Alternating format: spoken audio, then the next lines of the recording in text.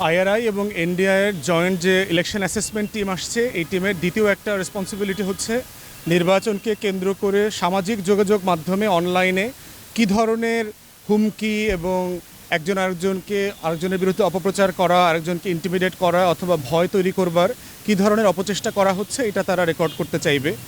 Third হচ্ছে এই নির্বাচনে মেয়েরা যারা অংশগ্রহণ করছে অথবা বিভিন্ন প্রার্থীর হয়ে যারা ক্যাম্পেইন করছে, তারা কিভাবে ভিক্টিমাইজ হচ্ছে অথবা কোনো ধরনের হুমকির শিকার হচ্ছে কিনা। আর ফোর্থ হচ্ছে আমাদের হিন্দু সম্প্রদায় থেকে শুরু করে আরও যারা সংখ্যালঘু জনগোষ্ঠী আছে, পাহাড়িরা আছে, তারা এই নির্বাচনে কোনোভাবে ক্ষতিগ্রস্ত হচ্ছে কিনা। এই বিষয়গুলো তারা দেখবার জন্য এসছেন এবং তারা নির্বাচনের পরেও আরও কয়েক সপ্তাহ থাকবেন। এর আগে আমরা ইউরোপিয়ান ইউনিয়নের ডেলিগেশনের সাথে যে মিট করেছি, তাদেরও মোটামুটি ফ্রেমওয়ার্ক কাজের একরকম। তারাও নিজেদেরকে বলেছে আপনার কৌশলগত নির্বাচনী টিম, তারা কেউই নির্বাচন পর্যবেক্ষণ করতে আসে নাই।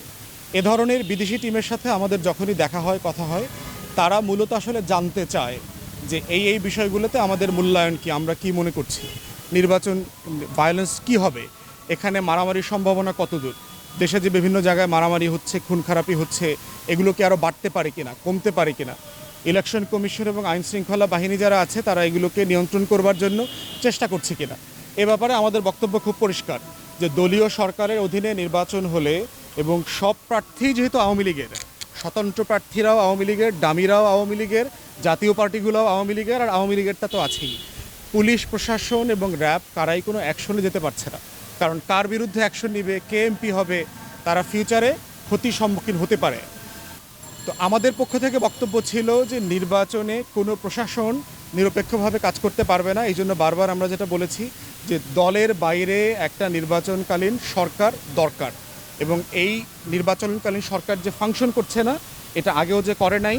2018 নির্বাচনের ব্যাপারে যে একটা গবেষণা প্রকাশিত হয়েছে, ইলেকশনে কী লেভেলের ফ্রড হয়েছে, বাংলাদেশের বিভিন্ন আসনে হাজার হাজার ভোট কেন্দ্রে বিএনপি একটা ভোটও পায় নাই।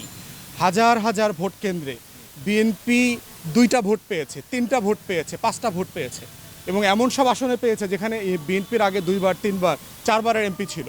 সাডেনলি একটা ইলেকশনে বিএনপি এমপি থেকে 0 হয়ে যাবে, এইটা ইলেকটোরাল সিস্টেমে পড়ে না। তো আমরা সেই তথ্যগুলো 2018 তুলে ধরেছি এবং আমরা বলেছি যেহেতু হাসিনার অধীনে নির্বাচন হচ্ছে, একই ধরনের ফ্রড হবে,